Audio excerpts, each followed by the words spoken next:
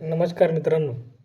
महाराष्ट्रातील महिला शेतकऱ्यांसाठी एक ऐतिहासिक आणि अत्यंत महत्त्वाचा निर्णय राज्य सरकारने घेतला आहे. महाराष्ट्राच्या विधानसभेत 2 जुलै 2026 रोजी महाराष्ट्र महिला शेतकरी सक्षमीकरण विधेयक 2026 एकमताने मंजूर केले आहे. या निर्णयामुळे लाखो महिला शेतकऱ्यांना प्रथमच स्वतंत्र शेतकरी म्हणून कायदेशीर ओळख मिळणार आहे. आजपर्यंत अनेक महिला शेतीतील सर्व कामे करत होत्या.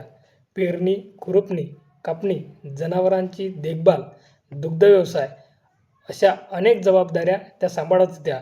मात्र त्यांच्या नावावर जमीन नसल्याने त्यांच्यामुळे अधिकृत शेतकरी म्हणून त्यांना मान्यता मिळत नव्हती. त्यामुळे अनेक सरकारी योजना, अनुदाने आणि इतर लाभ मिळवताना अडचणी येत होत्या. आता या नव्या विधेयकामुळे परिस्थितीत मोठा बदल होणार आहे. शेतीमध्ये प्रत्यक्ष काम करणाऱ्या महिलांना शेतकरी प्रमाणपत्र मिळू शकणार आहे.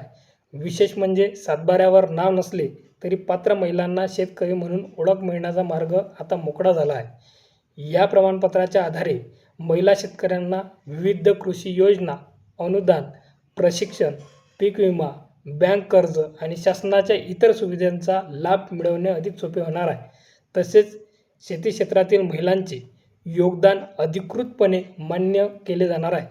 राज्य सरकारच्या मते हा कायदा केवळ महिला शेतकऱ्यांना ओळख देणारा नाही, तर त्यांच्या आर्थिक आणि सामाजिक सक्षमीकरणासाठी महत्त्वाचे पाऊल आहे.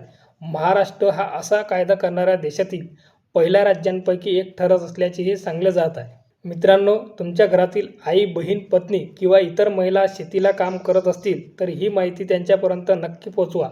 हा निर्णय त्यांच्या हक्कासाठी आणि सन्मानासाठी महत्त्वाचा ठरू शकतो. अशाच शेती, शासन निर्णय आणि ग्रामीण भागातील महत्त्वाच्या माहितीसाठी आमच्या पेजला आणि चॅनलला फॉलो नक्की करा. धन्यवाद.